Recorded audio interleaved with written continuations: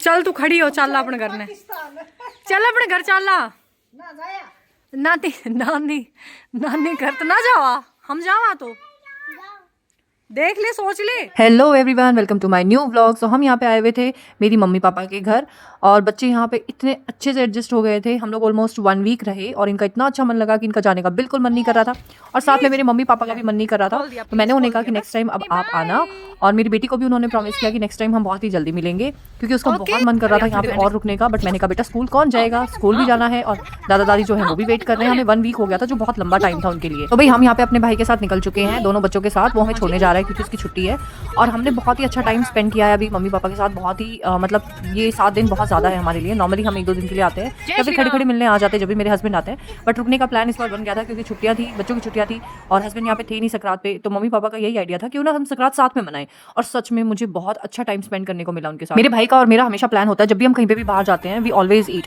और इस बार कुछ ऐसा हुआ कि हमें मौका ही नहीं मिला बाहर शॉपिंग टाइम में, कुछ ना कुछ हड़बड़ी में। बच्चा घर पे है, उसे अपनी ड्यूटी करनी है, तो हमें टाइम ही नहीं मिला था। तो इस बार हमारा प्लान बन गया था finally, and we went to Haldiram. Haldiram, it's not Haldiram. जाने दे, खाली है अभी तो, वजह से कोई ना चीज गिराई नहीं। वेट करो, देखो दे रहे हैं, देखो क्या चाहिए आपको।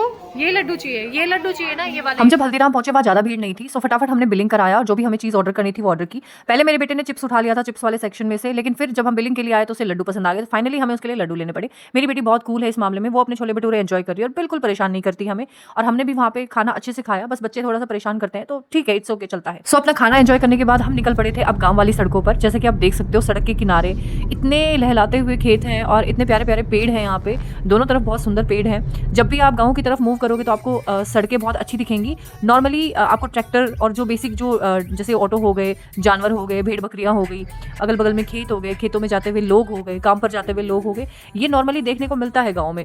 और मुझे सबसे अच्छी चीज़ यही लगती है गाँव की, कि यहाँ एक पॉल्यूशन फ्री एनवायरनमेंट आपको मिलता है, एक ऐसी जीवन शैली मिलती है जो हार्मलेस है, जो सिटीज़ में आपके बच्चों को कभी नहीं मिल सकती। और यही एक कारण है कि मुझे गाँव बहुत ज़्यादा पसंद है। मैं कभी भी इन चीज़ों को देख के कभी भी बोर नहीं हो सकती, मुझे कभी बोरियत फील नहीं होती, और मुझे सच में मैं जितना देखूँ मुझे उतना ही अच्छा लगता है, और उतना ही ज़्यादा और रहने का अपने कल्चर के साथ मन करता है। पता है गाँव में ऐसी चीज़ें मिलती हैं जो आपको कभी पैसे देके भी नहीं मिल सकती। फॉर एग्जांपल केमिकल फ्री और पॉल्यूशन फ्री चीज़ें, चाहे वो दूध दही हो, लस्सी हो, जिसमें कोई मिलावट नहीं है किसी भी तरह की, चाहे वो हरी सब्जियां हो, फल फ्रूट हो मौसम के हिसाब से। और लोग इतने अच्छे होते हैं, मतलब गाँव में लगा लो, अगर मेरे घर में कोई सब्जी लगी है और एक्स्ट्रा है, तो मेरे घर में जो भी विजिटर है, लाइक कोई भी विजिट कर रहा है, तो हम उसको दे देते हैं कि ठीक है ये लो आप बना लेना। एंड इट्स वेरी कॉमन, और मतलब लोग बिल्कुल भी काउंट नहीं करते हैं, कैलकुलेटिव नहीं है बिल्कुल भी कि मैं क्यों दूँ क्यों नहीं दूँ।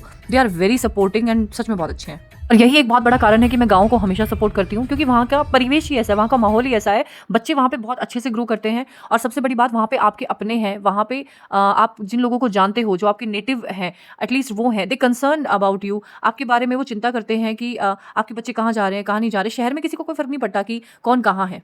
तो भाई हम पहुंच गए थे फाइनली अपने गांव में, और ये एंट्रेंस पे ही है बाबा भैया, जिसको हम आते जाते निकलते बढ़ते मतलब हमेशा राम राम करते हैं या फिर जय जय करते हैं। और घर पहुंच गए थे, घर पे दादू और माँ जी और सब लोग वेट कर रहे थे, और मेरा बेटा जाते के साथ ही दादू को जोर की झप्पी दी। माँ जी खाना खा रही थी और माँ जी के पास भी वो गया, और फाइनली अपने काम में लग गया। So this was all, I will be posting more videos soon. Thank you so much for watching, please like share and subscribe. अगर आपको पसंद आए तो प्लीज लाइक करना। Thank you so much, bye bye.